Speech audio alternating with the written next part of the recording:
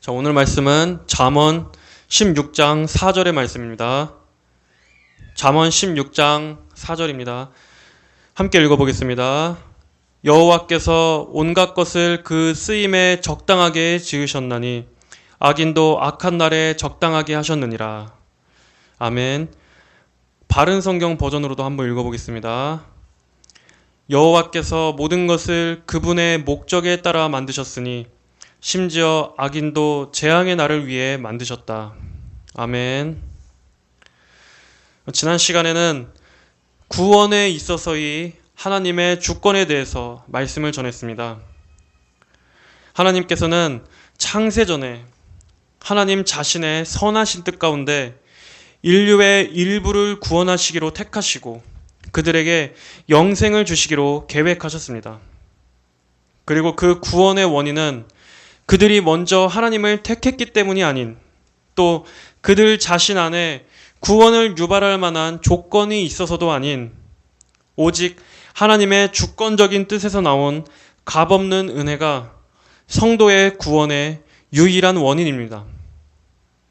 그것은 영원히 변치 않으시는 하나님께서 하신 결정입니다. 그렇기 때문에 하나님께서는 택하신 자녀들의 구원을 영원까지 보존하십니다. 하나님의 주권적인 은혜가 최종까지 그들의 구원을 보장하십니다. 하나님의 영원하신 예정은 하나님의 변심이나 인간의 반응에 따라 변경되지 않는 확고하고 영구한 결정입니다. 이것이 택하신 자들에 대한 예정입니다. 그럼에도 하나님께서 변심하는 것과 같은 모습들이 성경에 나타나는 것은 예전에 제가 설교한 바와 같이 인간으로 하여금 순종과 불순종에 따른 보상과 징벌을 가르쳐 주시고자 하시는 것입니다. 인간을 기계적으로 다루시지 않고 인격적으로 다루시는 하나님의 훈육 방식입니다. 그럼에도 하나님의 영원하신 예정과 선택하신 백성들에 대한 언약은 결코 변경되지도 깨어지지도 않는 영원한 결정입니다. 자, 우리가 고백하는 바대로 우리가 진정으로 성경의 권위를 믿는다면 그렇다면 여기서 우리는 피할 수 없는 또 하나의 측면 역시 받아들여야 합니다. 하나님께서 일부를 선택하셨다면 다른 나머지는 선택하지 않으셨다는 것을 반드시 전제한다는 이 사실입니다. 선택이 있다면 반드시 유기도 존재합니다. 만약 그렇지 않고 하나님께서 모든 인류를 구원하셨다면 성경에서 수없이 말씀하고 있는 이 택하심의 교리는 허구이며 구원이라는 것이 특별하고 존귀한 것이라는 것도 무의미해집니다. 오늘은 유기에 있어서의 하나님의 주권에 관해 말씀을 전하겠습니다. 유기라는 말의 뜻은 버리는 것입니다. 이 단어를 거론하는 것에서부터 이미 사람들은 이 교리에 대한 강한 선입견을 먼저 갖고 들어갑니다. 하지만 부인할 수 없는 성경의 교훈은 하나님께서 그분의 영원 불변하신 계획에 따라서 구원에 이르게 할 자들과 멸망에 이르게 할 자들을 결정하셨다는 것입니다. 여기서 선택된 자들에 관해서는 그 구원의 원인이 값없는 하나님의 자비에 근거한 것이며 인간 안에는 그 어떠한 원인도 없습니다. 하나님의 영원하신 작정이 먼저 서고 또 하나님의 때에 하나님께서 그들을 부르시고 그들에게 복음을 듣게 하셔서 믿음을 불어넣어 주심으로 그들의 죄를 사해 주시고 그들을 의롭다 하시며 그들을 영원한 생명으로 이끄십니다. 그러나 반면 하나님께서 파멸에 이르도록 예정하신 자들에게는 하나님을 알기 위해 필요한 빛을 비춰주시지 않으시고 영생의 길에 대해 보는 눈이 가리워지게 하시며 생명의 소식에 대해 듣는 귀를 열어주시지 않으십니다. 이들에게는 구원에 이르도록 하는 은혜를 베풀어 주시지 않으심으로써 그들에게 공의로우신 하나님의 심판을 보이도록 작정하셨습니다. 그러나 그럼에도 불구하고 이들에 대한 하나님의 심판은 하나님의 불공정하고 불의하신 처사가 아닌 멸망자들 각자의 자신의 죄에 대한 책임이며, 하나님께서는 결코 죄의 조성자나 부당한 심판자가 아님을 말합니다. 이것이 하나님의 유기의 작정입니다. 이처럼 하나님의 주권적인 의지는 선택뿐만 아니라 유기에도 작용하십니다. 우리가 택하신 자들의 구원에 있어서 그 배후에 영원전부터 작정하신 하나님의 주권적인 뜻이 적극적으로 개입하셨음을 믿는다면, 하나님께서 구원하지 않으신 자들의 운명에도 역시 하나님의 주권적인 뜻이 적극적으로 작용하고 있음 또한 우리는 똑같이 믿어야 합니다. 그러한 점에서 아마 이 유기의 교리는 기독교의 모든 교리를 통틀어서 가장 극도의 반대와 저항을 받는 교리가 아닐까 생각합니다. 하나님께서 창세전에 구원하실 자와 더불어 멸망할 자를 택하셨다는 이 교리는 심지어 그들이 무언가를 행하기도 전에, 그들이 태어나기도 전에 그들의 영원한 멸망을 결정하셨다라고 하는 이 교리는 사람들을 실족하게 할 만큼 위험하고 불안하게 만들며 극도의 분노를 유발하게 할 수 있다는 그러한 견해는 당연한 반응입니다. 유기에 대해 배울 때 사람들의 반응은 두 가지일 것입니다. 이 교리 앞에 침묵하며 엎드리거나 아니면 이를 갈며 증오하는 것입니다. 하지만 그럼에도 우리는 이 교리로부터 고개를 돌려서는 안 됩니다. 성경에서 분명히 이러한 교리를 견지하고 있다면 우리는 우선 말씀 앞에 우리의 모든 이성과 선입견을 내려놓고 말씀이 말하는 바에 겸손히 귀를 기울여야 합니다. 많은 신학자들과 설교자들이 어떻게든 이 교리가 가진 날카로움을 무디게 만들고자 노력했습니다. 어떻게든 이 교리를 완곡하게 표현하고자 애썼습니다. 또는 믿지 않고 거부했습니다. 하지만 그럼에도 이 유기 교리는 엄연히 성경에서 말씀하고 있는 교리라는 것을 인정해야 합니다. 이 교리를 부인한다면 우리는 성경의 말씀을 우리의 이성에 맞게 수정하거나 아니면 설교단에서 이 교리와 관련된 그 어떤 주제도 말하지 않고 침묵하거나 피하는 수밖에 없습니다. 하지만 그렇게 된다면 반드시 구원론에 있어서 어딘가 무너지게 될 것입니다. 끝내는 해결되지 않는 모순이 반드시 존재하게 될 것입니다. 우리는 우리가 인정하든 인정하지 않든 신구약 성경 모두에서 하나님의 선택과 유기가 명백하게 그리고 일관적으로 보여지고 있음을 부인할 수 없습니다. 구약은 선택받은 이스라엘 민족 외에 그 외의 다수의 이방 민족들이 존재합니다. 그들은 하나님의 택하심 밖에 있으며 이스라엘 민족의 정복의 대상으로 거론되고 하나님의 심판과 징벌의 대상으로서 존재합니다. 구약에서는 그들에 대한 하나님의 그 어떤 선택도 자비의 태도도 보여지지 않습니다.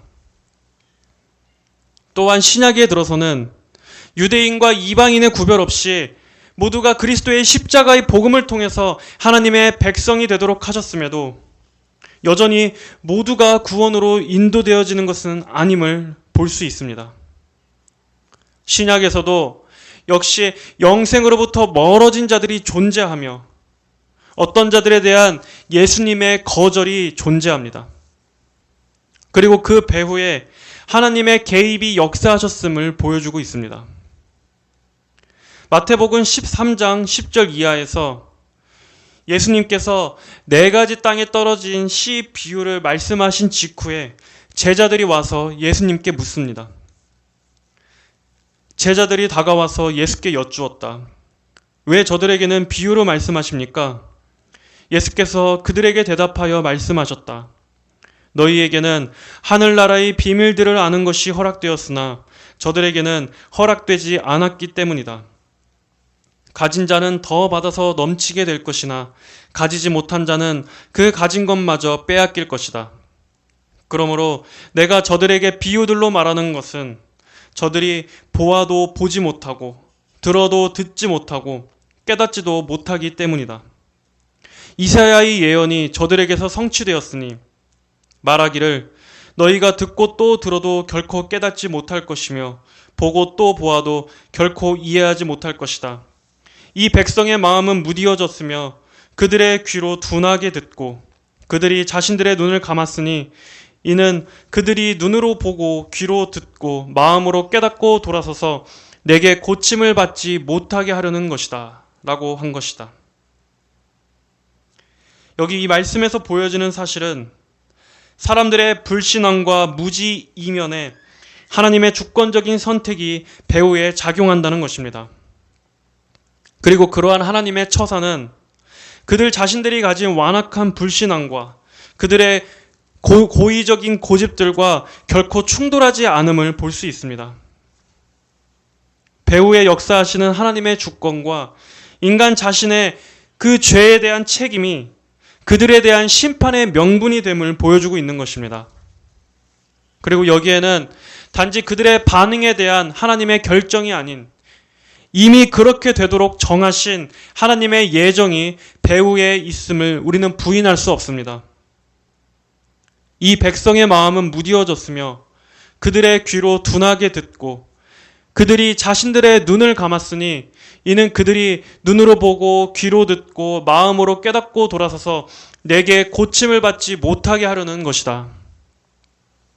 이처럼 하나님께서는 어떤 이들에게는 구원의 은혜를 의도적으로 차단하시고 베풀어 주시지 않는 것을 우리는 명백하게 보게 됩니다. 이것은 참으로 두려운 말씀입니다. 이렇게 우리 인간의 생각으로는 납득하기 힘들다는 이유로 많은 사람들이 예정론을 은폐하려고 했습니다.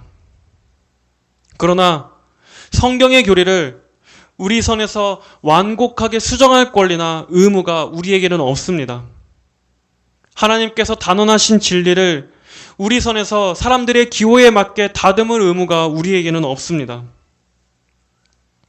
사람들이 듣기에 상처를 입힐 만한 교리가 되지 않도록 어떻게든 수정하고 끼워 맞춰서 우리 편에서 완화시키고 완곡하게 표현해야 할 부담을 느끼는 것 자체가 잘못된 것입니다. 왜 하나님의 말씀을 인간 편에서 수정하면서 하나님을 규정하려고 합니까? 오늘날에는 성경의 말씀을 있는 그대로 증거하는 데 있어서 사람들의 반감을 사는 것에 극도로 발작하고 노이로제 환자처럼 어떻게든 피하려고 하는 자들이 많습니다. 하지만 그것은 우리의 영역을 넘어서는 일입니다. 물론 예정론은 조심스럽고 신중하게 전해야 하는 것은 맞습니다. 그렇지만 알면서도 전하지 않는 것은 더 나쁘고 비겁한 태도입니다. 하나님의 진리가 인간에게 상처를 입히면 안 되는 것입니까? 하나님은 두렵고 무서우신 분입니다. 때로는 진리로 인해서 성도들이 자신의 영혼에 대해 심각하게 여겨야 하는 것도 필요합니다. 왜 하나님께서 인간에게 쩔쩔매는 분으로 은연중에 가르칩니까? 왜 하나님을 그러한 분으로 알도록 조장합니까? 한번 생각해 보십시오. 만약에 예정교리가 아니었다면 사람들이 하나님께로 더욱더 나아올 존재였습니까? 하나님께서 두 팔을 벌리시고 모든 사람을 넓게 다 받아주신다라고 하셨다면 세상의 모든 사람들이 하나님께로 자발적으로 나아옵니까? 마치 예정교리 하나 때문에 사람들이 하나님께로 나가고 싶어도 하나님께서 막으시기 때문에 못 나오는 것처럼 이 교리를 탓하는 것입니까? 그렇다면 아담의 원죄는 왜 부당하지 않습니까? 또 하나님께서 우리를 창조하셔 놓고 왜 죄로 타락하게 하셨는가에 대해서는 비난하지 않습니까? 결국 예정론을 비판하는 그 본심은 하나님께서 부당하다고 하는 비난입니다. 나는 하나님을 이러한 분으로 생각하기 때문에 하나님은 절대 그래서는 안 됩니다. 또 성경에 기록되어 있다 할지라도 내가 생각하는 믿음은 이렇기 때문에 하나님 당신은 절대 그래서는 안 됩니다. 이러한 말들과 다름없는 것입니다. 하지만 아무리 대중들의 비난을 사는 교리라 할지라도 우리는 사람이 보기에 옳은 것이 아니라 하나님께서 보시기에 옳은 것을 있는 그대로 가르쳐야 할 의무만 있을 뿐입니다. 이것이 분명히 성경에 나와 있는 교리임에도 불구하고 그것 때문에 우리가 비난을 받아야 한다면 마땅히 이 진리와 함께 비난을 받고 이 진리와 함께 욕을 먹는 쪽을 택해야 합니다. 그것이 말씀을 충성되게 대언하는 자들이 겪어야 하는 마땅한 숙명이라면 우리는 절대 두려워해서는 안 됩니다. 우리는 말씀을 대언하라고 부름받은 자지 말씀을 이용해서 사람들의 환심을 사는 자가 아니기 때문입니다. 유기는 선택이 존재하기 때문에 유기도 존재할 수밖에 없다는 이런 논리적인 추론 외에도 엄연히 성경 자체가 증거하고 있다는 것을 알아야 합니다. 여기서 다시 한번 오해를 풀자면 예정론은 칼빈만 말한 것이 아닙니다. 예정교리는 장로교만의 전유물이 아닙니다. 오히려 예정교리는 모든 분파의 범위를 넘어서는 교리입니다. 모든 신학을 뛰어넘는 성경이 가르치는 구속체계입니다. 종교개혁자 마틴 루터는 노예의 의지론이라는 그의 책에서 예정과 관련하여 이렇게 말합니다. 모든 것들은 하나님의 정하심에서 생겨나고 의존한다. 누가 생명의 말씀을 받아들일지, 누가 그것을 믿지 않을지, 누가 죄로부터 구원받을지, 누가 죄 가운데 빠져 마음이 강팍해질지, 누가 의롭게 될지, 누가 정죄받을지는 하나님의 정하심에 의하여 예정되었다. 이것은 자유의지 교리를 그 뿌리채 뽑아버리는 진리이다. 즉 하나님이 어떤 사람들은 영원히 사랑하고 다른 사람들은 영원히 미워하신다는 것은 변할 수 없으며 돌이킬 수 없는 것이다. 마틴 루터가 한 말입니다. 만약 예정론 때문에 칼빈이 지옥에 갔다고 주장한다면 종교개혁자 마틴 루터도 지옥에 있다고 말해야 할 것입니다.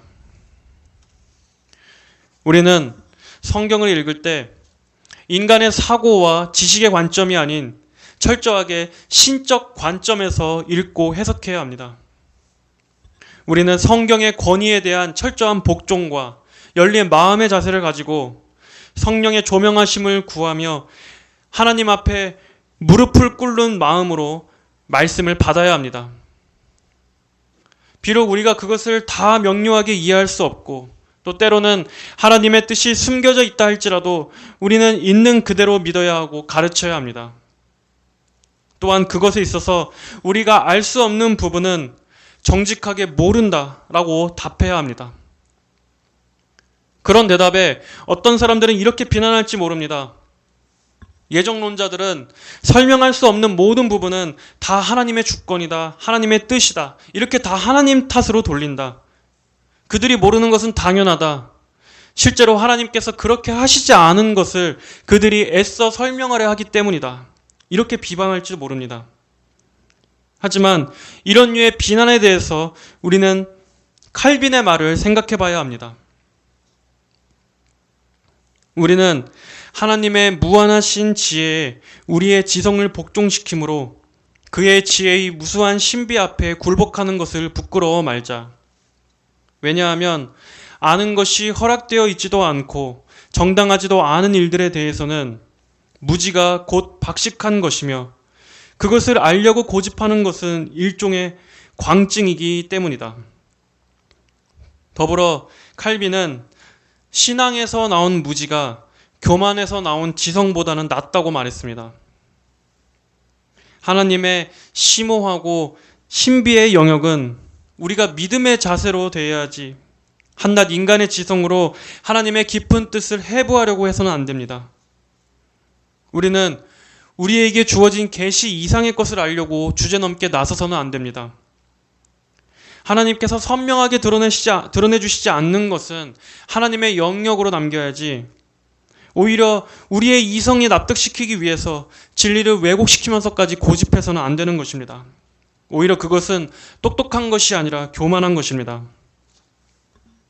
그럼에도 우리가 반드시 잊지 말아야 할 것은 하나님께서 성경에 계시하신 모든 교리는 우리의 유익을 위해서 주신 것이라는 사실입니다. 이것을 잊지 말아야 합니다. 육일 교리 역시 결코 우리를 절망시키기 위해서 주신 것도 아니고 하나님께로 나아오는 것을 단념하게끔 만들려고 주신 것도 아닙니다. 우리는 이런 선입견을 버려야 합니다. 오히려 우리는 예정론을 통해서 택하신 자에게 주시는 하나님의 구원의 위대함과 전적인 능력을 찬양하게 되고 우리 자신을 바라보지 않고 하나님의 주권적인 손을 의지하게 되는 유익을 누릴 수 있습니다. 또한 유기의 교리를 통해 하나님의 공의로운 심판의 엄중함에 대해서, 인간의 영생과 멸망에 대해서, 우리가 구원에 대해서 신중하고 심각하게 생각해 보게 되는 그러한 계기를 갖게 되는 유익이 있는 것입니다. 오히려 우리가 예정론을 바르게 이해했을 경우에는 내가 구원받고 난 이후에 이 하나님의 예정을 생각할 때마다 나의 구원이 하나님의 손에 안전하고 견고하게 있다는 것을 생각하면서 우리의 믿음은 더욱더 감사로 넘칠 것입니다. 하나님에 대한 경외로 넘치게 될 것입니다. 그러나 반면에 예정론을 알지도 않고 믿지도 않는다면 내가 믿음을 고백한 이후에 이제 내가 내 앞에 놓여진 이 구원의 길을 내가 완성해야 하는 데서 오는 불안함과 내 구원의 불안정성을 생각하면서 막연하고 확신을 가질 수 없는 신앙생활을 해야 할 것입니다. 유기교리는 하나님께서는 어떤 사람들을 영원한 멸망에 이르도록 미리 정해 놓으셨다는 교리입니다. 성경은 많은 사람들이 영원히 멸망받게 될 것이라고 분명하게 가르치고 있습니다. 또한 그들 각자가 자신의 행위대로 심판받고 자신이 뿌린 대로 거둘 것이며 그들에 대한 하나님의 심판 역시 정당하다는 것을 성경은 일관되게 말씀하고 있습니다. 그리고 하나님께서는 그들이 이렇게 자신의 멸망의 길로 가도록 작정하셨습니다. 하나님께서 구원하시기로 정하신 일부가 존재한다면 구원하시기로 정하지 않으신 다른 나머지가 존재한다는 것은 충분히 인정할 수밖에 없는 사실입니다. 또한 하나님께서 성부께서 성자 예수님에게 모든 사람이 아닌 일부의 사람들만을 주신 것이 맞다면 성부께서 성자 예수님에게 주시지 않은 다른 사람들도 틀림없이 존재한다는 것을 우리는 믿을 수 있습니다. 요한복음 6장 37절에 아버지께서 내게 주시는 자는 다 내게로 올 것이요 내게 오는 자는 내가 결코 내쫓지 아니하리라. 여기서 아버지께서 내게 주시는 자는 이라는 이 말은 곧 아버지께서 내게 주시지 않은 다른 이들의 존재를 전제하고 있습니다. 또 요한계시록 21장 27절에 무엇이든지 속된 것이나 가증한 일 또는 거짓말하는 자는 결코 그리로 들어가지 못하되 오직 어린 양의 생명책에 기록된 자들만 들어가리라. 여기서 어린 양의 생명책에 이름이 기록된 사람들이 있다면 그 생명책에 이름이 기록되지 않은 다른 사람들도 틀림없이 존재할 것입니다. 사람들은 여기까지는 인정해도 이러한 운명은 그들 각자의 선택과 반응에 따른 하나님의 결정이지 하나님께서 창세전에 그들의 영원한 운명을 결정하셨다는 것까지는 믿을 수 없어 합니다. 그러나 하나님께서는 인간을 창조하신 데에 있어서 영원전에 그분의 목적이 있음을 성경은 말씀하고 있습니다. 그리고 악인의 창조 또한 그의 멸망을 위해 창조하셨다는 것이 성경의 말씀입니다. 잠언 16장 4절의 말씀을 보겠습니다. 여호와께서 온갖 것을 그 쓰임에 적당하게 지으셨나니 악인도 악한 날에 적당하게 하셨느니라. 바른 성경에는 이렇게 번역하고 있습니다. 여호와께서 모든 것을 그분의 목적에 따라 만드셨으니 심지어 악인도 재앙의 날을 위해 만드셨다. 이 말씀을 통해서 우리가 1차적으로 알 수 있는 것은 하나님은 우리 자신을 위해서가 아니라 하나님 자신을 위해서, 우리의 행복을 위해서가 아니라 하나님 자신의 영광과 목적을 위해서 창조하셨다는 것입니다.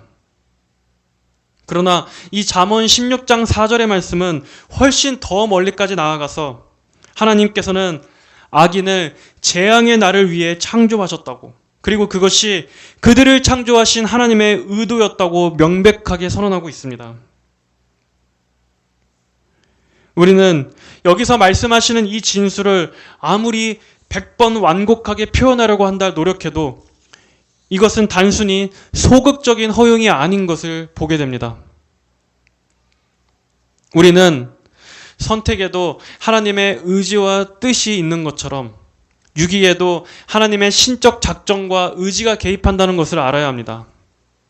하나님께서는 악인의 멸망에 대해서 소극적으로 개입하시는 것이 아닙니다. 오히려 악인은 하나님의 주권적인 목적에 의해서 지음받고 준비되어졌습니다. 하지만 그럴 경우에 우리는 이 악인의 입장에서 생각할 때 너무나 부당한 처사 같다고 생각될 수 있습니다. 또한 하나님께서 이러한 악의 창시자처럼, 죄의 창시자처럼 여겨질 수도 있습니다. 하지만 그럼에도 그것은 우리가 알 수 없는 하나님의 은밀하시고 비밀스러우신 뜻 가운데 행하신 것이라고 고백해야 합니다. 우리는 하나님께서 왜 그렇게 하셨는지 감히 하나님의 마음속을 헤집고 들어가서 알 수는 없습니다. 하나님의 작정에 있어서 우리는 도무지 알 수 없는 영역이 있다는 것을 우리는 순순히 인정해야 합니다. 예를 들어 복음이 들어오지 않았던 그때 우리나라를 한번 생각해 보십시오. 그 어둠의 시간 동안에 하나님께서 이 나라에 복음의 문을 열어주시지 않았던 것은 다른 어떤 이유로 설명할 수 있습니까? 우리는 그것을 하나님의 은밀하시고 비밀스러우신 뜻 안에 숨겨져 있다고 밖에 볼 수 없습니다. 그리고 하나님께서 우리 조상들에 대한 구원을 예정하지 않으셨기 때문이라고 말할 수밖에 없습니다. 왜냐하면 하나님께서 우리 조상들을 구원하실 계획이셨다면 구원의 수단 또한 열어주셨을 것이기 때문입니다. 그러나 하나님께서는 그렇게 하시지 않으셨습니다. 옛 조상들의 그들 개개인의 공로나 또 그들 개인의 기질과는 상관없이 그들 모두가 예수님의 이름을 들어보지도 못한 채 멸망하도록 하나님께서는 그 어떤 구원의 빛도 비추어 주시지 않으셨습니다. 그것은 하나님께서도 어찌할 수 없는 장벽이 존재했기 때문이 아니라 하나님의 계획에 그들이 없었기 때문입니다. 그때뿐만이 아닙니다. 오늘날에도 마찬가지입니다. 이렇게 복음이 편만하고 온 도시에 교회가 넘쳐나고 기독교인이 많음에도 불구하고 하나님을 모른 채 살다가 죽는 사람들이 얼마나 많습니까? 아니면 주변 사람을 통해서 전도를 받아본 누군가가 있다고 한번 생각해 봅시다. 설령 인생을 살면서 누군가를 통해 예수님에 대해서 듣거나 또 교회에 몇 번 방문한 적이 있을지 모릅니다. 또한 자신의 죽음 이후에 나는 어디로 가게 되는 걸까 잠깐 고민했던 적이 있을지도 모릅니다. 또 진지하게 종교에 대해서 고민해 봤던 적이 있을지도 모릅니다. 그러나 그럼에도 불구하고 그는 믿음을 가지지 않습니다. 이내 다시 세상으로 관심을 돌리거나 아니면 다른 종교에 빠져서 그 길을 구원으로 여기고 몰두합니다. 하지만 진정한 의미에서 예수님의 십자가 앞으로는 결코 나아오지 않습니다. 그렇게 살다가 결국 끝까지 회개하지 않고 그의 불신앙으로 인해서 영원한 멸망에 빠집니다. 이것은 인간의 관점에서 볼 때는 그 자신의 거절과 선택에 의한 자발적인 것이지만 배후에는 영원전부터 작정하신 하나님의 구원에 대한 예정이 그를 구원으로 인도하시지 않았기 때문인 것입니다. 웨스터민스터 신앙 고백서에서는 하나님은 영원 전부터 자기 의지에 지극히 지혜롭고 거룩한 생각에 의하여 자유롭고 불변적으로 장차 일어날 모든 것을 미리 정하셨다라고 선언합니다. 그렇다면 유기에 있어서도 하나님께서는 미지의 영역으로 열어두신 것이 아니라 하나님의 작정 가운데 자유롭고 불변적으로 장차 일어날 이 유기에 대한 모든 것을 미리 정하셨다고 믿을 수밖에 없습니다. 하나님께서 어떤 이에 대한 구원을 작정하셨다면 반드시 그는 믿음을 갖습니다.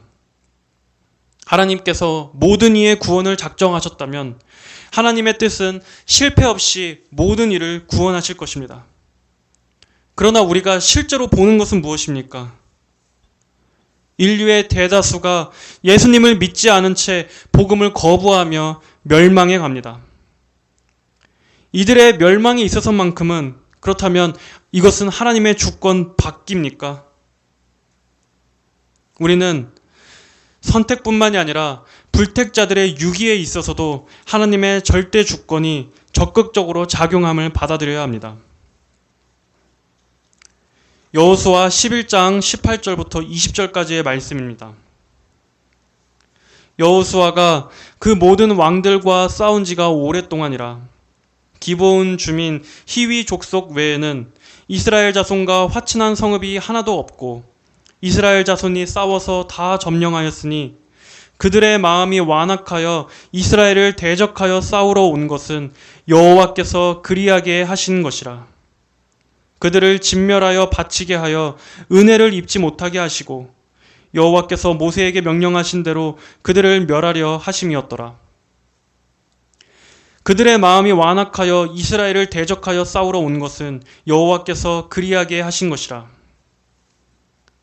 하나님께서는 가나안 족속을 존재하게 하시고 또한 그들의 마음이 완악하게 하셨습니다. 그들이 전적으로 멸망당하도록 하나님께서는 목적을 세우셨고 그들에게 구원의 은혜를 조금도 베풀지 않으셨습니다. 하나님께서는 이스라엘로 하여금 그들 역시 하나님을 경외하도록 하라고 하시지 않으셨습니다. 그들에게 하나님의 법도를 전하고 가르치고 배우게 하라고 하시지 않으셨습니다. 오히려 그들은 이스라엘을 대적하는 자로서 존재했습니다. 그러한 목적을 위해서 그들은 존재했습니다. 그리고 그것이 여호와께서 그리하게 하신 것이라고 성경은 말씀하고 있습니다. 이스라엘 민족과 이방 민족들 사이에는 이렇게 분명한 경계선이 나뉘어져 있습니다. 우리는 인간적인 생각에서 이렇게 생각할 수 있습니다. 아니, 그 안에도 선량한 개인들이 있을 텐데 하나님께서 그들을 멸망하게 하시는 것은 너무나 부당하다. 어떻게 그들에게 한 줄기 빛도 비춰주시지 않으실 수 있을까? 하지만 그럼에도 우리가 받아들여야 하는 것은 분명히 하나님께서 그들을 파멸시키기 위하여 구별해 놓으셨다는 사실입니다. 또 하나님의 모든 결정은 영원전부터 작정하신 것이기 때문에 하나님께서 그렇게 결정하셨다면 그 결정은 영원전에 세우신 것입니다. 자, 그럼에도 중요한 사실은 하나님의 이러한 영원전부터의 이 6.15의 작정은 가나안 민족 자체가 행했던 그들의 죄와 그들의 부정함과 결코 충돌하지 않는다는 사실입니다. 우리는 이것을 반드시 명심해야 합니다. 하나님의 유기는 그 누구에게도 부당하게 임하지 않는다는 것입니다. 하나님의 유기는 그 누구에게도 부당하게 임하지 않습니다. 하나님께서 애굽과 바벨론 등의 이러한 이방 민족들에게 내리신 심판은 그 배후에 영원전부터 작정하신 하나님의 유기의 목적이 있음에도 불구하고 그들이 하나님을 믿지 않고 이스라엘을 대적한 그 책임과 충돌하지 않습니다. 개개인도 마찬가지입니다.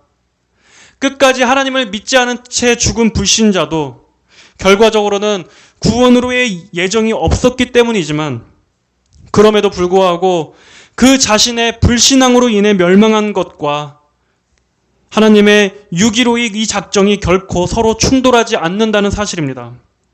이것이 하나님의 유기가 부당하다고 말할 수 없는 이유입니다. 기억해야 할 것은 선택과 유기는 서로 완전히 평행적인 것은 아니라는 사실입니다. 선택에는 인간의 행위가 고려되지 않은 하나님의 주권적인 은혜만 있습니다. 그러나 유기에는 인간의 죄악된 행위가 고려됩니다. 이것을 잘 이해해야 합니다.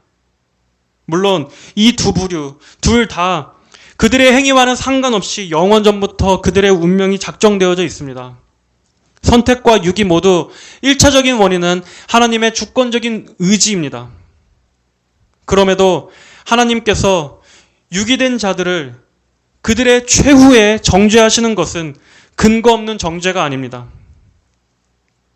그들이 평생을 주님을 구하고 평생을 구원을 위해 노력했음에도 단지 그들이 영원전부터 멸망받기로 예정되었다라는 그 이유 하나 때문에 그들의 그 모든 노력에도 그들이 심판받는 것이 아닙니다.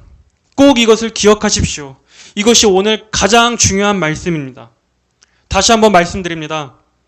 평생을 예수님을 간절히 사모하고 구원을 위해서 애썼음에도 그들이 영원전부터 멸망받기로 예정되었다는 그 이유 하나 때문에 하나님께서 그들을 막으시고 구원의 문을 닫아서 그들이 심판받는 것이 아니라는 얘기입니다. 무슨 뜻인지 이해되십니까? 그들의 궁극적인 정죄의 근거는 그들의 죄악과 그들 자신이 스스로 행한 죄에 대한 책임 때문입니다. 유기의 1차적인 원인은 하나님의 예정에 속한 것일지라도 그것은 최종적으로 인간의 죄에 대한 결과로서 나타나는 것이기 때문에 이것은 공의롭지 못하다고 할 수 없습니다. 쉽게 얘기하면 그 누구도 하나님께 이렇게 항의할 수 없다는 것입니다. 나는 당신께 수없이 나가려고 했지만 당신이 영원전부터 나를 유기하시기로 예정하셔서 나를 가로막았기 때문에 내가 회개할 수 없었고 내가 믿음을 가질 수 없었습니다. 라고 이렇게 말할 수 없다는 얘기입니다. 오히려 그는 살아있었을 때 자신의 의지대로 하나님께 전혀 관심이 없었으며 자신의 의지대로 여러 가지 죄들을 탐닉했고 또 자신의 의지대로 영혼에 무관심한 채 육신의 것에만 몰두했고 자신의 의지대로 교회와 기독교를 우습게 여겼으며 자신의 의지대로 열심히 자기만을 위해서 살았음을 하나님 앞에서 변명할 수 없을 것입니다. 여기에는 하나님의 그 어떠한 강제도 없습니다. 하나님의 그 어떠한 압박도 없습니다. 그렇다면 이런 노골적인 불신앙이 아닌 다른 경우를 한번 들어봅시다. 아주 선량한 사람이라 할지라도 그가 예수님을 믿지 않으면 그것이 그의 심판에 합당한 근거가 됩니다. 왜냐하면 그 역시 원죄와 자범죄가 있는 죄로 타락한 아담의 후손이기는 마찬가지이기 때문입니다. 그가 살면서 어떤 특별한 악을 행하진 않았다고 할지라도 그렇다고 그가 하나님의 계명에 온전히 순종한 하나님의 모든 계명에 온전히 순종한 의를 그가 소유한 것은 아닙니다. 그 사람 역시 죽어서 하나님의 심판대 앞에 섰을 때 저는 억울합니다. 저는 살면서 단 한 번도 죄를 지은 적이 없습니다. 라고 말하지 못합니다. 오히려 그 사람도 하나님 앞에 가게 되면 자신이 얼마나 많은 죄를 지은 악한 죄인이었음을 변명할 수 없이 명백하게 깨닫게 됩니다. 이처럼 우리는 하나님의 영원전 작정에도 불구하고 인간의 멸망에 있어서 하나님은 결코 부당하시지 않을 뿐 아니라 그 어떤 원망도 하나님께 돌려서는 안 되며 오직 죄인은 자신의 죄 때문에 심판받는 것임을 알아야 합니다. 여호와께서 모든 것을 그분의 목적에 따라 만드셨으니 심지어 악인도 재앙의 날을 위해 만드셨다. 우리는 이러한 신뢰를 로마서 9장 17절에 나오는 바로의 예를 통해서 확인할 수 있습니다. 바로는 유기에 대한 하나님의 주권과 인간의 의지가 어떻게 연관되는지를 보여주는 가장 확실한 예입니다.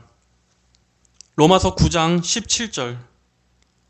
성경이 바로에게 이르시되 내가 이 일을 위하여 너를 세웠으니 곧 너로 말미암아 내 능력을 보이고 내 이름이 온 땅에 전파되게 하려 함이라 하셨으니 그런즉 하나님께서 하고자 하시는 자를 긍휼히 여기시고 하고자 하시는 자를 완악하게 하시느니라.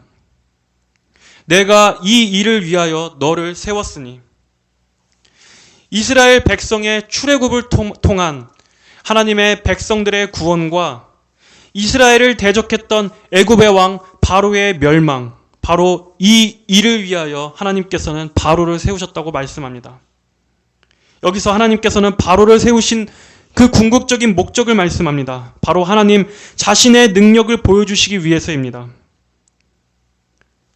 곧 너로 말미암아 내 능력을 보이고 내 이름이 온 땅에 전파되게 하려 함이라 하셨으니 하나님께서는 바로의 멸망을 통해서 하나님께 대적하는 자들의 최후를 보여주시기 위한 목적으로 그를 창조하셨습니다.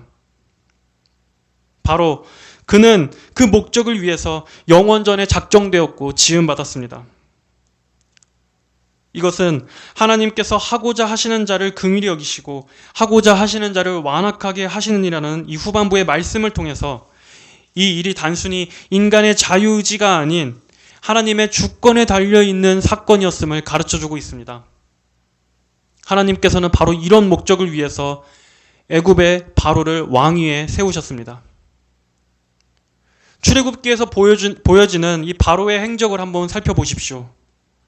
하나님의 계획은 바로라는 인물을 이집트의 왕으로 세우셨습니다. 그리고 그로 하여금 이스라엘 백성의 출애굽을 저지하도록 하셨습니다. 그리고 하나님께서는 그를 완악하게 하시겠다고 말씀하셨습니다. 하지만 그럼에도 바로는 그 자신의 완악함으로 인해서 하나님을 대적하고 이스라엘을 핍박했습니다. 여기에서 우리는 하나님의 작정과 인간의 의지가 전혀 충돌 없이 톱니바퀴처럼 맞물려감을 보게 됩니다. 하나님은 모세에게 미리 말씀하십니다. 출애굽기 4장 21절에 여호와께서 모세에게 말씀하셨다. 네가 이집트에 돌아가거든 내가 네 손에 준 이 모든 이적들을 바로 앞에서 행하여 나타내라. 그러나 내가 바로의 마음을 완고하게 함으로 그가 백성을 보내지 않을 것이니. 그뿐만 아니라 하나님의 계획과 목적은 이보다 훨씬 전에 선포되었습니다. 이미 400년 전에 하나님은 아브라함에게 말씀하셨습니다. 창세기 15장 13절 14절에서 여호와께서 아브라함에게 말씀하셨다. 너는 분명히 알아라. 네 후손이 그들의 소유가 아닌 땅에서 나그네가 될 것이며 종이 되어 400년 동안 고난을 당할 것이다.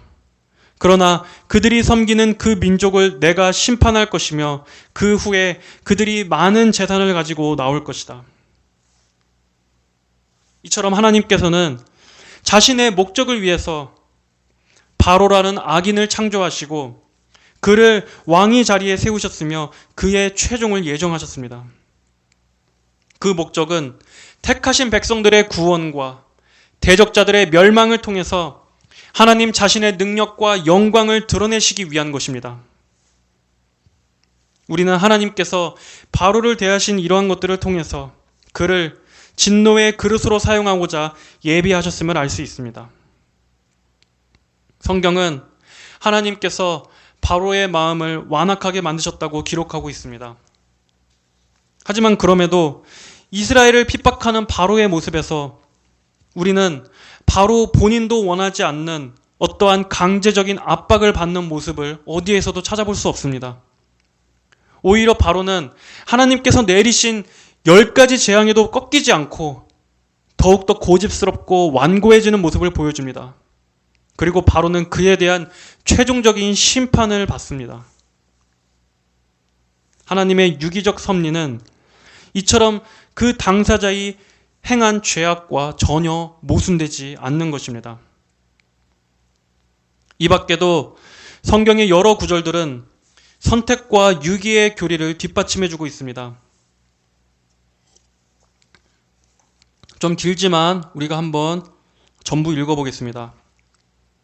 로마서 9장 10절부터 16절에 그뿐 아니라 또한 리브가가 우리 조상 이삭 한 사람으로 말미암아 잉태하였는데 그 자식들이 아직 태어나지도 않고 무슨 선이나 악을 행하기도 전에 택하심을 따라 되는 하나님의 뜻이 행위로 말미암지 않고 오직 부르시는 분으로 말미암아 서게 하시려고 하나님께서 리브가에게 말씀하시기를 큰 자가 작은 자를 섬길 것이다 라고 하셨다.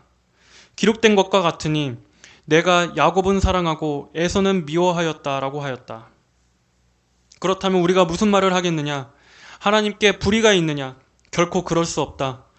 하나님께서 모세에게 말씀하시기를 내가 긍휼히 여길 자를 긍휼히 여기고 불쌍히 여길 자를 불쌍히 여기겠다 하셨으니 그러므로 이것은 원하는 자로 말미암은 것도 아니고 다름질하는 자로 말미암은 것도 아니며 오직 긍휼히 여기시는 하나님으로 말미암은 것이다. 태 속에 있던 리브가의 태 속에 잉태해 있던 야곱과 에서가 이 세상에 태어나기도 전에 심지어 그들이 무슨 선이나 악을 행하기도 전에 하나님께서는 야곱을 통해서는 선민의 계보를 에서를 통해서는 멸망자의 계보를 대표할 자로 정하셨다는 것입니다. 로마서 9장 21절 23절에 이 말씀은 지난번에도 살펴봤습니다. 토기장이가 진흙 한 덩어리로 하나는 귀히 쓸 그릇을 하나는 친히 쓸 그릇을 만들 권한이 없느냐? 만일 하나님이 그의 진노를 보이시고 그의 능력을 알게 하고자 하사 멸하기로 준비된 진노의 그릇을 오래 참으심으로 관용하시고 또한 영광받기로 예비하신 바 긍휼의 그릇에 대하여 그 영광의 풍성함을 알게 하고자 하셨을지라도 무슨 말을 하리요? 또 로마서 11장 7절부터 8절의 말씀입니다. 그런즉 어떠하냐? 이스라엘이 구하는 것을 얻지 못하고 오직 택하심을 입은 자가 얻었고 그 남은 자들은 우둔하여 졌느니라. 기록된 바 하나님이 오늘까지 그들에게 혼미한 심령과 보지 못할 눈과 듣지 못한 귀를 주셨다 함과 같으니라. 여기서는 택하심을 입은 자와 그 외 남은 자들의 존재가 분명하게 갈라짐을 보여주고 있습니다. 그리고 그 남은 자들은 우둔하게 되었는데 그들이 혼미하게 되고 눈과 귀가 가려지는 것이 하나님께서 주권적으로 역사하신 결과라는 것을 드러내주는 말씀입니다. 베드로전서 2장 8절의 말씀입니다. 그러므로 믿는 너희에게는 보배이나 믿지 아니하는 자에게는 건축자들이 버린 그 돌이 모퉁이의 머릿돌이 되고 또한 부딪히는 돌과 걸려 넘어지게 하는 바위가 되었다 하였느니라. 그들이 말씀을 순종하지 아니함으로 넘어지나니 이는 그들을 이렇게 정하신 것이라. 하나님께서는 이들이 불신앙으로 이르도록 정하셨지만 그럼에도 그들이 말씀을 순종하지 않은 이 핑계댈 수 없는 명분에 의해서 그들의 불신앙에 대한 정죄가 합당함을 알 수 있습니다. 그들이 말씀을 순종하지 아니함으로 넘어지나니 이는 그들을 이렇게 정하신 것이라. 또 베드로후서 2장 9절부터 12절의 말씀입니다.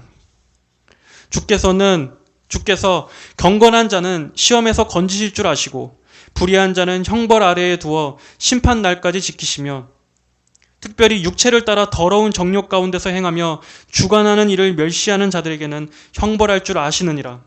이들은 당돌하고 자긍하며 떨지 않고 영광 있는 자들을 비방하거니와 더 큰 힘과 능력을 가진 천사들도 주 앞에서 그들을 거슬러 비방하는 고발을 하지 아니하느니라. 그러나 이 사람들은 본래 잡혀 죽기 위하여 난 이성 없는 짐승 같아서 그 알지 못하는 것을 비방하고 그들의 멸망 가운데서 멸망을 당하며 그러나 이 사람들은 본래 잡혀 죽기 위하여 난 이성 없는 짐승 같아서 라는 이 구절은 이들에 대한 너무나 가혹한 저주 같습니다. 하나님의 형상을 닮아 지음받은 인간을 한낱 잡혀 죽기 위해 지음받은 짐승에 빗대어 표현하고 있기 때문입니다. 그러나 이들 역시 이들에 대한 유기가 부당하다고 말할 수 없는 것은 이들의 정체가 이단자로서 거짓 교리로 이들이 많은 이들의 영혼을 멸망으로 인도했기 때문입니다. 또한 그들은 육체의 더러운 정욕에 몰두했으며 하나님을 멸시했고 비방했습니다.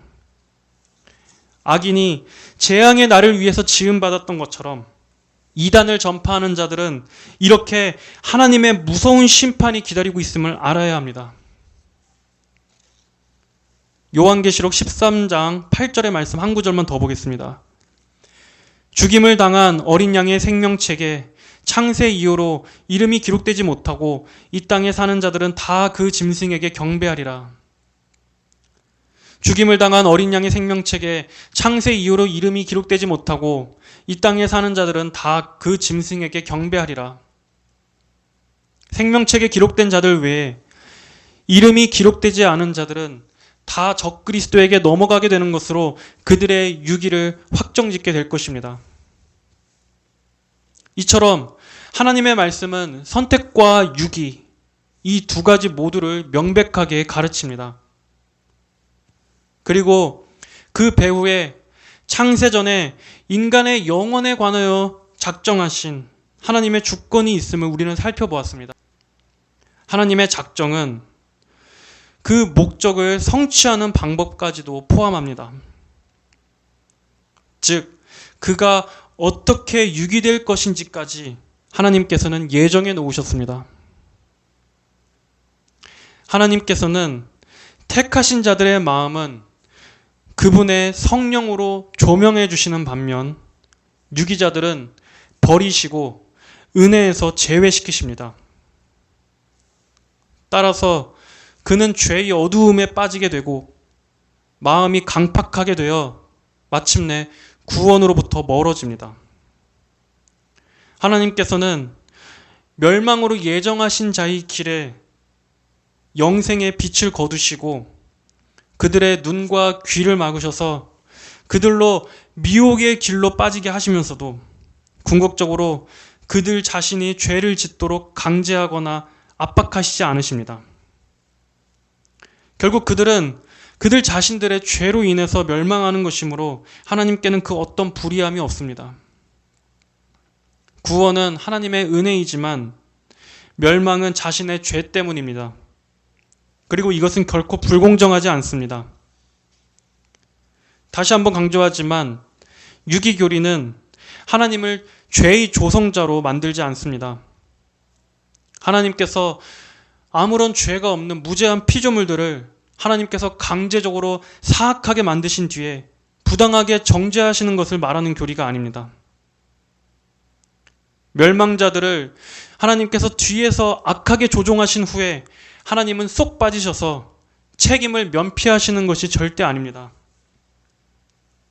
아담 안에서 타락한 인류 중에서 특별히 어떤 일부는 하나님의 자유로우신 뜻 가운데 선택하시고 다른 일부는 하나님의 주권적인 뜻 가운데 선택하시지 않으시고 버려두신다라고 해서 하나님의 선하심이 비난을 받아서는 안 됩니다. 그들은 이미 죄 가운데 태어나서 자신이 원하는 대로 죄악을 행합니다. 하나님께서 그들을 건지시지 않고 그 가운데 남겨두신다고 해서 결코 하나님께 책임을 물을 수는 없습니다.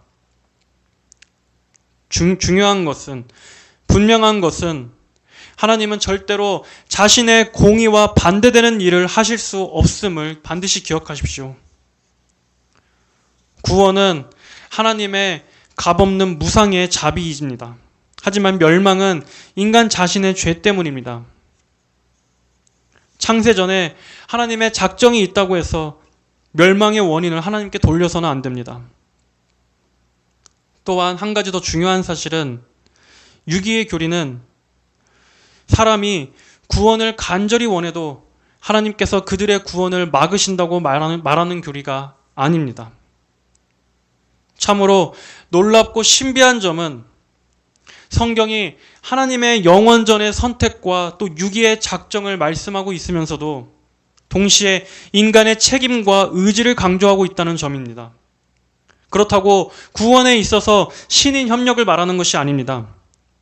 인간에게 있어서 자유의지는 존재하지만 그것은 철저하게 죄의 영향으로 타락하고 부패해 있기 때문에 구원에 있어서는 철저하게 무력한 죄에 매여 있는 노예의 의지라고 말할 수 있습니다. 인간은 구원에 있어서는 철저히 죽어 있습니다. 자신의 구원을 스스로 이룰 만한 능력이 인간 안에는 조금도 없습니다. 하지만 그럼에도 성경이 믿음에 대하여 그토록 강조하는 이유는 복음의 말씀이라는 바로 이러한 수단을 통해서 죽어있는 영혼에 하나님의 생명의 소식이 들려지고 성령께서 그 영혼에게 새 생명을 불어넣어 주셔서 예수님께 나아올 수 있는 믿음을 심어주시기 때문입니다. 그 모든 은혜 위에는 하나님의 주권과 전적인 도우심이 있습니다. 성경은 영혼들로 하여금 말씀을 듣게 하고 촉구하며 책망과 훈계를 함으로써 인간의 지성과 이해와 의지를 결코 무시하지 않습니다. 인간의 전적인 타락과 무능력을 말하면서도 동시에 예수님께 힘써 나아올 것을 명령하고 있습니다. 하나님의 영원하신 예정을 말하면서도 지금 이 순간 복음을 듣고 주 예수 그리스도를 주로 시인하라고 선포합니다. 이것은 모순되어 보이지만 하나님의 놀라운 신비입니다. 하나님께서는 구원의 문이 닫혔으니 너는 아무것도 하지 말고 스스로 절망하며 주저앉아 있으라. 너는 멸망으로 예정되어 있으니 구원을 위한 아무런 소망도 갖지 말라라고 말씀하시지 않으셨습니다. 오히려 하나님의 영원하신 예정을 통해서 우리는 하나님의 깊은 지혜 속을 들여다보게 됩니다. 영원하신 선택에 담겨있는 오묘한 섭리에 경탄하게 됩니다. 예정론 반대론자들은 예정론은 가장 사악한 교리라고 비판합니다. 구원에 있어서 인간이 자기의 힘으로 아무런 노력도 할 수 없다면 믿음을 촉구하는 것이 도대체 무슨 의미가 있으며 복음 전도 역시 무슨 의미가 있느냐. 이러한 그들의 비판은 충분히 이성적으로 납득이 갑니다. 이 예정론을 인간적으로 생각하자면 하나님께서 마치 사람의 팔다리를 다 잘라 놓으시고 그보고 뛰라고 명령하는 것 같이 모순되게 보이기 때문입니다.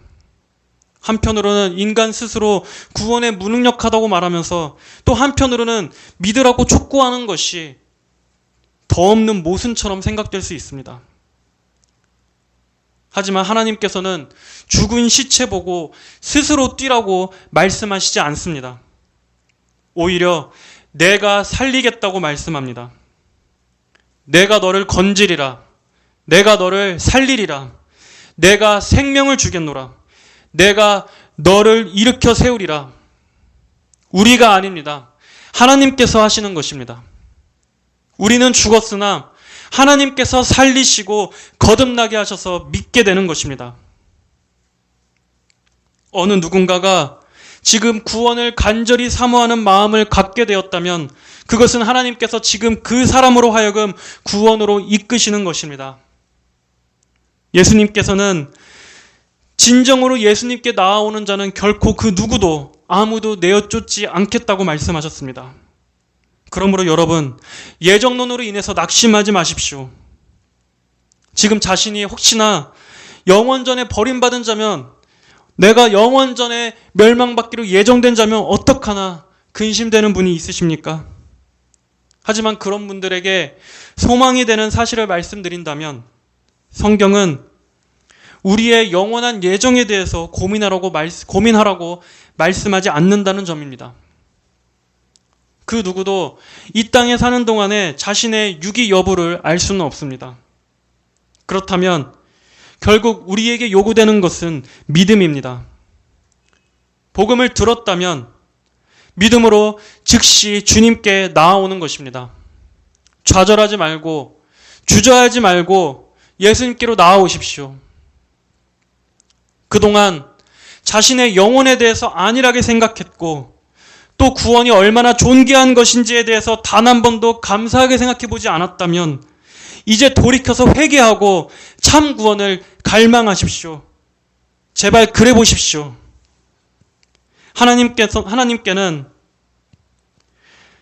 하나님께서는 하나님께로 돌아오라는 이 메시지를 통해서 누군가의 귀를 여시고 마음을 움직이셔서 주님께로 이끄십니다. 그러나 악인은 이러한 은혜가 없습니다. 그는 구원으로 오라는, 예수님께로 나아오라는 이러한 외침에도 오직 자기 자신의 것에만 몰두합니다. 하나님을 찾고자 하는 마음도, 또 하나님에 관한 것들에는 조금도 관심을 가지지 않습니다. 오히려 그들은 하나님께 대하여 가진 원망과 분노로 날뜁니다. 그들의 눈에는 하나님의 자비와 하나님의 은혜와 하나님의 초청은 안 보이고 하나님의 불의함만 더 눈에 띕니다. 결국 하나님께서는 그들을 계속해서 교만하도록 내버려 두시고 하나님의 공의로우신 심판을 통해 영광을 드러내십니다. 이처럼 하나님의 말씀은 누군가에게는 생명에 이르는 그리스도의 향기가 되고 누군가에게는 사망에 이르게 하는 냄새가 됩니다. 참된 자녀는 자신의 죄를 회개하고 예수님께 자신을 전적으로 의탁하고자 합니다. 그는 죄를 미워하고 죄와 싸우려 열심을 다합니다. 여전히 죄성이 남아있음에도 그가 이제 예수님을 믿기로 한 이상 이제 죄는 그의 대적이며 싸워야 할 대상으로 여깁니다. 세상에 대한 사랑도 점점 작아지고 점차 그 마음이 하나님께로 기울어집니다. 물론 그는 때로는 실족하고 휘청거리고 또 때로는 흔들리지만 그럼에도 다시금 주님께 나아와서 엎드려 회개함으로써 회복함을 얻습니다. 언제나 하나님을 가까이 하려고 힘쓰며 그분의 얼굴을 구합니다. 무엇을 하든 항상 하나님을 의식하고 하나님 없이는 살아갈 수가 없습니다. 그는 하나님과 멀어지지 않기 위해서 매사에 늘 조심하고 신중하며 늘 자신의 구원의 순전함을 위해서 스스로 말씀 앞에 자신을 점검해 봅니다. 하나님 안에 있는 것이 가장 평안하고 예배를 드리는 것에서 가장 위로를 누리며 말씀과 기도를 통해서 영혼의 양식을 구합니다.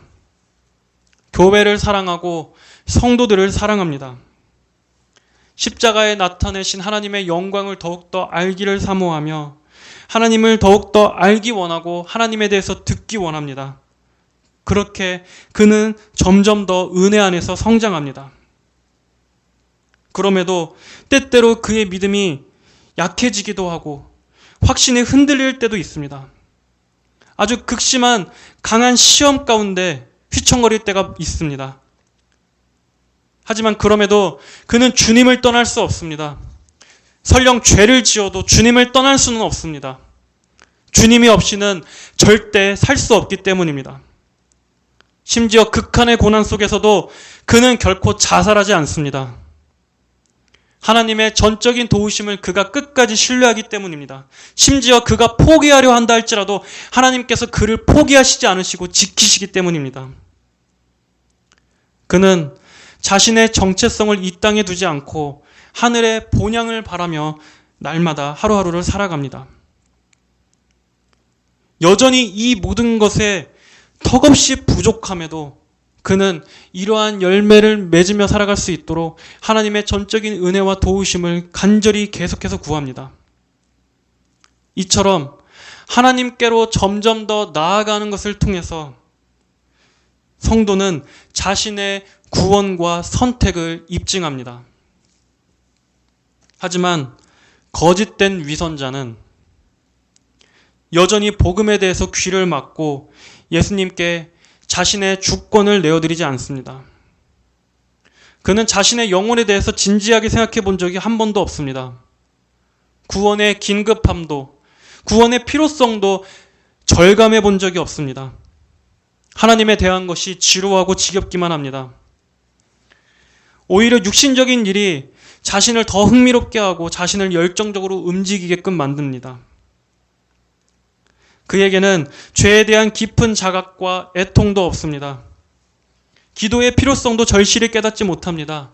교회에 대한 관심도 없습니다.